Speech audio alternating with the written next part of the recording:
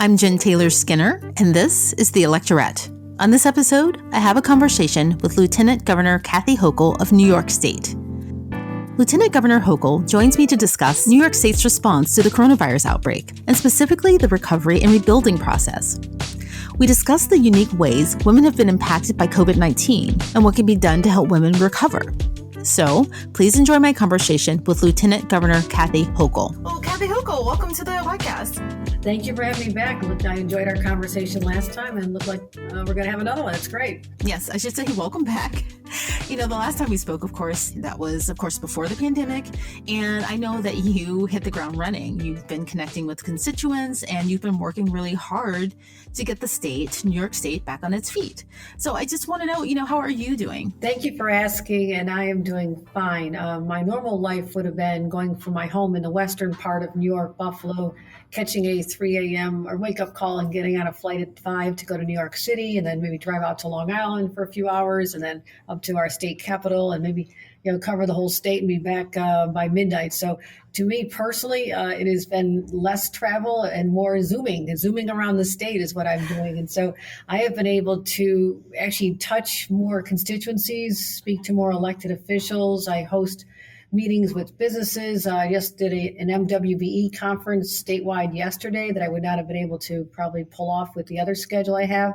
And so, whether it's talking to chambers, women-owned businesses, faith-based community, I'm out there just talking about what our objectives are in terms of meeting the healthcare crisis. But now we're in the more desirable phase, which is talking about how we reopen in a smart way based on the metrics. So it is all consuming, but it is still very fascinating. And we're going to come out of this with much more knowledge, understanding, appreciation for people from all walks of life that were sort of quietly behind the scenes and never got the recognition they deserve. And I also think this gives us an opportunity as a state to really redefine ourselves and launch into the future and seize on some of the best practices that have emerged out of this crisis. Yeah, well, I'm glad you're doing well. And, I know you've been working really hard to move the state into the next phase of the lockdown. And honestly, I have to say, it does make me a bit nervous given what's at stake if states begin to reopen too soon. So what phase are you in right now, New York State? Depends on the corner of the state. Western New York, upstate, to just much of it moved into phase 2. Buffalo will be phase 2 early next week. Phase 2 opens up a lot of more of the businesses that people have been anxious to go to, hair salons and retail, but with many limitations. I mean, there's no nails being done. There's no facials. It is just get a quick haircut with someone who's wearing literally a face shield and has had to taken a test for COVID before they can even serve you. So we have very tight restrictions to deal with just what you're talking about, the fear that people are going to have about, emerging from this deep slumber. I mean, people have been doing everything they could to sacrifice, but to keep themselves and their families safe. And now they have to be able to trust us in government that we followed the doctors, we followed the experts, and then on the metrics that we feel it's safer to go out, taking the same precautions we've been talking about for 3 months now. And so that's why we have the ability to open up slowly. We're not talking about restaurants or movie theaters or larger gatherings, but just slowly opening up society and the economy. But nationally, we just passed this really grim milestone. We have now over 100,000 deaths from COVID-19. It's still very scary to me. But then on the other hand, lots of businesses, especially small businesses, they're really hurting financially. And there seems to always be this push and pull, where states are caught between which takes priority. Yes and no. I mean, our priority all throughout this has been public health. We wouldn't be talking about a reopening despite understanding deeply how extraordinarily painful this is for our small businesses and all the employers. And I come out of a small business family and I know the suffering that goes on, and you put your live stream into a little shop or a little business, and all of a sudden you don't know if you're going to make it to the next month or not. But we've always said public health comes first. I mean, we can always bring back our economy. It'll be painful, tough, excruciating for our state revenues. Our state's in about a $65 billion hole over the next couple of years already. So we're going to have to make some tough decisions, probably some cuts. But if people aren't alive, if we're not protecting public health, then what are we there for? So that is what has driven us. And we're only talking about reopening because we've seen the numbers decline really quite well now. I mean, it took a long time to reach the plateau. And if you follow along, and New York State has a very transparent way to see what's going on at forward.ny.gov, you can literally see our hospitalization rate, and it's really going downhill. The number of people in ICUs is down, number of new cases is way down. And if we didn't see that, we wouldn't even be talking about reopening. If we had a stronger, broader social safety nets here in the US, what would be ideal in terms of a reopening schedule, right? And I'm thinking about New Zealand. I know their economy is a lot smaller than ours, but they had a really strict lockdown early on, and their economy did suffer a bit, but they were able to really crest the curve really quickly. So I guess the question is, how would we operate if our social safety nets were such that, we didn't have to worry as much about the economy? What would our reopening process look like? Well, probably operate very differently. And what troubles me the most is that women have been hit so hard by this. I mean, more women than men are filing for unemployment. They're not in the industries that are being called back the earliest, like construction and manufacturing. Those are very male-dominated fields. So women will be going without their paycheck an even longer period of time. And on the other hand, those who are working are in the most at-risk jobs. I mean, they're the ones that are out there on the front line. 78% of healthcare workers, the nurses and people that are working in the cafeterias and the kitchens and places where they're exposed, those are all women. And so women are really caught in a bad squeeze here with this pandemic. You're either unemployed, and if you're a single head of household, you're having trouble putting food on the table, hoping your unemployment checks come in, but a lot of them have been phenomenally delayed because of the overwhelming the system. Or you're out there exposing yourself every day because you need that paycheck, going and working in a kitchen, making someone's food that they can pick up curbside and possibly bringing back the virus to your house. So the economy is important, and it'd be nice if people knew that they didn't have to risk themselves. But we also have to keep some basic functions going. I mean, we need people to still go into the grocery stores and sell us our food and go into the pharmacies and make sure we have prescriptions. So those tend to be women, which is just a fascinating study on whether or not society properly recognizes and gives appreciation to and compensates women the way they should. No, you're absolutely right. And I know that's something we talked about before. And I know that's something that you've specifically been focused on.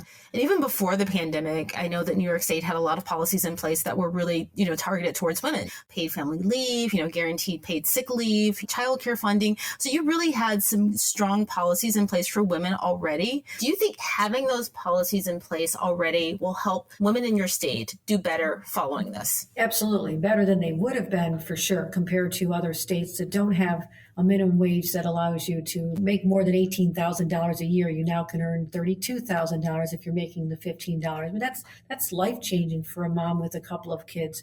So yes, we have more safety nets in place. And to think about how important paid sick leave is, at the early part of this crisis, in other states, you had people showing up to work, healthcare workers or people who or working in restaurants, cooking food, who could be sick, carrying the virus, showing some symptoms, but if they didn't show up, they didn't get a paycheck. In New York State, we changed that even before the virus to say that if it's a small business, you're entitled to at least 5 paid sick days a year. Larger businesses have to offer 7. So we've recognized for a while that state government has the ability to enact policies that can help alleviate some of the economic burden on families, particularly those headed by women. Yeah, but even as more states have data that says it's safer to begin to reopen, when that begins to happen, the virus will still be here, and many of those early businesses are ones where I think women are disproportionately represented on the front lines as essential workers. States are opening up hair salons and restaurants. And of course, as more and more people slowly begin to go to work, there's going to be a huge demand for childcare. And all of those positions are disproportionately held by women. So the burden will fall squarely on their shoulders, on our shoulders. Oh, I know. It's never fair. It's never fair. But what's so tough about this now is we're starting to come out. I mean, a lot of women, either you're the frontline worker and you're out there exposing yourself and you're doing amazing work, keeping everything going, allowing us to eat and take care of ourselves and being there for us, helping us in hospitals. Or if you've been home because you lost your job, now what happens when your job is available for you to go back to? But because of concern about the impact of this virus on children, there's no summer school, there's no summer camps, and a lot of childcare centers have shut down. So here's your choice. Well, I'm a mom. Do I leave my kids alone or I stay home from work? I mean, you don't have much choice there. That's what's going to happen. Who's going to watch the children, particularly when those who are fortunate to have their own parents or grandparents who might have been part of their support system, they were the vulnerable ones early on. They were not even able to help watch the children of first responders or essential workers. And that's going to be compounded when people start going back to the office or wherever their other employment is. And there's no one to watch the kids. A lot of people would normally be putting their kids in childcare or summer camps, and that's not going to be available to them. So what does a woman do? Stay home because there's no one to watch the kids? I mean, we have a real deeply ingrained childcare crisis in this country. And this virus has really exacerbated a lot of the rifts we have in society. Why is the case that it all collapses because women can't have childcare? They're the ones we need at the office now or in their jobs, but they don't have that support system. So it's something to study and think about later, but we're living in the heat of this crisis right now. It's very real for people. Also not just women who are in essential worker positions, right? Just women generally who, women who are working from home. There's this issue of unequal distribution of housework, which I don't know if we can quantify, but we kind of know that it's there. So when those women actually go back into the office, they're going to have a greater hit professionally than their male partners or just men generally, even if they don't have a partner. Of course they are. Right. But, here's the silver lining. To the extent that women, again, there's so many different jobs that women are in, it's hard to generalize. I mean, for a long time, when I was much younger, it was, women were told to either go into nursing or you can be a teacher. Because most of those jobs would lend themselves to flexible hours so you can have your priority being a mom. Okay, that was my grandma's age, that was my mother's age. Now women have burst into other professions, careers, and have more opportunities available to them. But I'm wondering now with the success of working from home, telecommuting, does that create more flexibility? Women who are in jobs where they can work remotely, they're not essential frontline workers. If they're lawyers or someone who works in the financial services industry or other careers where they can now be able to build a system at home where, it sounds excruciatingly bad, but I did this when I was starting my legal career. I had 2 babies at home. And I would work before the kids woke up. I'd work during nap time. And then when they went to bed at 8 o'clock at night, I would work on legal contracts till 1, 2 in the morning. It was exhausting, but I was able to get my work done because I just needed to show a product. And that might actually be a system that works better for women in some cases now that we've had this experiment because of the virus where people are telecommuting. Bosses are more accustomed to it. They don't think that the employees are just, home, making cookies and painting their toenails. They're actually producing work here. So I think there's a higher level of trust. And they actually say, it's hard on the employee because they're saying that they're actually more productive. They're not spending time commuting. If you live in the New York City area, that's a certain percentage of your day just getting to your job. And so people can get that time back, use it for themselves, use it to take care of their kids, part of it. Maybe the other part is to keep working. It all just means that women will never have free time. And that's just the reality of it. There's never going to be time for themselves. But as I speak to many women, I said it's small consolation, but here's the deal. Your kids eventually get out of that needy age when they want their mom around all the time, when they hit about 13, 14. And if you've got an infant, it seems like an eternity away. But at some point, just by their age, you're going to have more independence. And, just it all works out. I mean, this seems like you're never going to see the end of the light at the end of the tunnel when you have all these pressures on you. But we tend to live long enough that you can look back and say, wow, how did I ever get through that? I mean, at one time I had 3 kids, I was studying, or 2 kids, 3 jobs, and I was studying for the bar exam. It was insane. And so whenever I have stress now, I think, you know what, it'll never be as crazy as it was back when I pulled that off. So it's small consolation, but it's something we should think about and just kind of coach women through this phase because there's been enormous stress on them trying to manage kids learning from home. They're now the teacher in addition to the poor teachers trying to teach online. I mean, it's been a crazy time, but let's figure out what we can learn from that, what our strengths are and how society can start making it up to women and making their lives easier. Yeah, and this is why I really love these conversations with you because your personal experiences are often reflected, I think, in your leadership. But I see that in many of your policies that center women and families. And I personally always learn something from you. I mean, I work at night too. I work, from 10 to 1 often, after my kids are asleep. And the other day I had a conference call. I had my 6-month-old in my lap. She decided not to nap that day. But, I've just heard so many stories since the pandemic started about the burden falling unequally on the shoulder of women. You're right. It falls on women primarily, but again, I don't know everybody's circumstance. I mean, some women are single heads of household. They have no choice. They are the only parent. They're the only adult. It has to fall on them. And God bless these women. They are superheroes. I was fortunate to have a husband that supported me. So he would walk in the door sometimes. When I was elected official, I'd run off to my town board meetings. I'd come back. He'd have the kids in bed. Then I'd do my legal work late at night. So, and it's funny now because, our children are actually 30 and 32. So that's why I can say you can survive that phase. It just takes a long time. But now my husband and I are trying to work from home together, and he's in the back bedroom, and our place isn't that big. He's in the back and I'm in the front, and I'm trying not to overhear his conference call. He's trying not to overhear mine. But you know what? If I'm around, I might make him lunch. If he's around, he'll make me lunch, and he'll make dinner if I'm working late. Like last night, I didn't get home till real late, and so he had dinner ready for me. And he'll do the dishes, and we split up. Everybody does their own laundry. So it's just I feel fortunate, but I wish women had that support, because that has allowed me to really reach for the stars. I've never felt held back as much as I felt, when I was home for 15 years. With my multiple jobs from home raising kids, he was as supportive as he could be as a spouse outside the home. So everybody has to do the best they can what life deals them. But my mother's favorite saying was, "This too shall pass." And I can't tell you how many times I've thought of that recently with respect to this pandemic, or back when I was a young mom just trying to figure out life and how to keep my head above water. And, it does get you through. I always cringe when I hear people chide women for decisions that maybe beyond their control. Everyone's home life is different, and, we're all trying to cope the best way we can. And there are some heroes out there, men and women who support each other, or spouses or partners who support each other. And if you're blessed enough in life to have someone like that, there's no stopping you. And if you're not, then you just have to adapt. You just have to show your children your resiliency, and they will learn from how hard you struggle and the lessons that you impart to them. And at the end of the day, that's what you want to do. You want to be a role model that dealt with adversity with your chin up and pride and a positive attitude, and that your children will inherit that. And then they will become better citizens of the world and more adaptable to deal with life stresses. And that's why I feel like my mother had a hellacious childhood. It was horrible what she had to endure as a child. And I've always looked back and said, you know what? My mother didn't die when I was 16. My grandma wasn't abused in my home. And it was just a lot of things I didn't have to deal with. But I've always felt fortunate, and that's allowed me to see life very differently, that I have to give back to others because I've not been dealt the same things that even people in my own family had to deal with. Yeah.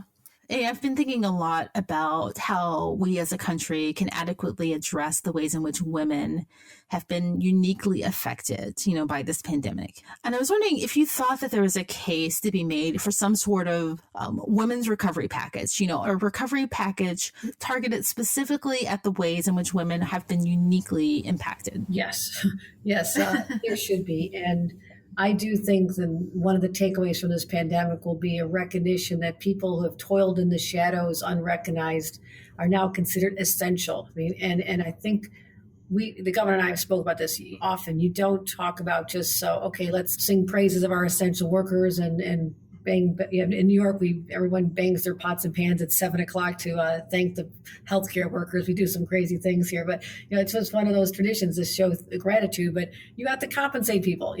Pat them on the back, say thank you. But okay, here's your hazard pay for what you had to deal with, and women would benefit from that at the federal level because they're the ones primarily out there. They've been the ones who are the nurses and the people in the grocery stores and the pharmacists, and many of them are bus drivers in New York City and driving the MTA trains. And so I think there could be compensation. It also should include all kinds of subsidies for childcare. And I've been chairing the governor's task force on childcare for the last 2 years. And I say to every business, you want to make yourself more competitive, show me what you've done to help with the childcare burden on the women in your workforce. Especially if you don't have many women, you need to examine why. And if you're a large enough company, big enough space, tell me where your child care center is. Why don't you have an on-site child care center? I've said that to major tech companies. Come on, you've got room. You can get rid of some of these ping pong tables and put in a child care center. You'll get women will flock here, and men who want to see their kids in the middle of the day. The men who care about their families will want to work here as well. You can make that quality of life, and they may need some federal subsidies as well to get something that off the ground. But we have to start investing in that if we want women to achieve their full economic potential and make sure that children have quality child care and are taken care of, and that families can have their children close to them in the work site, not worry about them so much. We can change all this with federal government assistance, and it should occur. I also heard, and I just have to get more details on it, that the state of Hawaii has a post-pandemic feminist agenda, and I want to see what that's about in terms of what they're doing to rethink their policies with respect to how women were treated during this, what they had to do, and how we can better their lives going forward. So I'm intrigued by that. Many of the people I've spoken to about the pandemic and the coronavirus outbreak, I've asked them about, what this moment could mean long term once we're on the other side. And, as bad as it is, many of them say that this could be a watershed moment in a lot of different areas. I mean, for instance, this could be the push that we need for broader social safety nets and, a better healthcare system and voting rights, for instance, right? What do you hope to see on the other side of this for New York State? I do hope that, we are at a turning point in our nation where this has been a unique opportunity for us to come together. I saw more of it in the first couple of months. People who lived in New York City went through this after 9/11, where there was that spirit of oneness, that we all went through something horrific together. And it really bonded people in a powerful way that lasted for a while. I mean, where strangers on the subway would actually make eye contact and say hello, or, people would, in the grocery store would connect with each other. And it was really transformative for, a community that's not quite like that by nature. So I felt that early on where we're in this together. And then I just don't want to see it become politicized and people torn apart where wearing a mask or not wearing a mask is a political statement. And I just think that history can judge us in a very positive light of how we came through this horrific 3 months, and now probably head into 4 or 5 months where we have to really continue to support each other, lift each other up. And the people that are out there in the lowest wage jobs, who showed up every single day, regardless of their own health. And maybe they needed a paycheck, but my God, they knew that they were running into the heat of battle every day by just going up and showing up at their jobs. I hope that people look at them differently from now on, that cashier that you appreciate today, that you'll still appreciate a year from now. And, make eye contact, thank people more, and just show more humanity, because this pandemic shows how precious life is. There's 100,000 people who in the early month of March thought they'd be here to see the summer come on, and they're not with us. And life is very unexpected, and we should learn from that to treasure each day, treasure our families, but also the strangers out there who just made it all happen for us and allowed us to thrive in this environment safely and come out at the other side. Yeah. And additionally, I think one way to take care of our community is, making sacrifices by following the conditions of the phases, not going out unless it's absolutely essential. When the more people who actually go out are putting those essential workers at risk, right? Exactly. It's not about you. It's not about you. It's about all of us and people who are willing to do the extraordinary work that they do. Last night I had the chance to speak to, I don't know how many, maybe a few hundred FDNY, Fire Department New York, EMT workers. And they're the ones who had to go out there and go into people's homes that were very sick with COVID-19, transport them, get them hooked up, get them safely to a hospital. I mean, they were exposed to that virus every second of the way. And nobody stayed home. Nobody called in sick. They just went out and did it. And I just had a chance to thank them on behalf of our 19 million New Yorkers and many more who are alive today because of what they did. And I think that's just something that, is seared into my memory coming out of this, the incredible, as you mentioned, the sacrifice that people are willing to make. And if we in our own lives can't just sacrifice a little bit more and be smart about, wearing a mask, even though you don't want to anymore, you're getting tired of it, too bad. If that saves someone's life, my God, it was worth it. Well, Lieutenant Governor Kathy Hochul, thank you so much for talking to me again today. And thank you so much for all the work you're doing on behalf of all the women and your state. Thank you so much. Thank you. Always a pleasure. And don't worry, you're going to be a great mom and your work is going well and you're going to be okay. All right. Hang in there. This too shall Thank pass. you. I'm going to make that my ringtone. This too shall pass. Okay. All right. Bye-bye now. Bye. Thank you. Thank you for listening. The Electorette is independently created and produced by me, Jen Taylor Skinner. And of course, I'm the host. But I also do all of the editing, the audio, and the graphics. You name it, it's on my plate. So if you enjoyed this episode of The Electorette, please help The Electorette grow by subscribing. Just hit the subscribe button on whatever app you use to listen to podcasts. Also leave a review for The Electorette on iTunes. Lastly, one final way to help The Electorette is by following The Electorette on social media. That's at Electorette on Facebook, Instagram, and Twitter. Thanks again for listening, and until next time, keep up the good fight.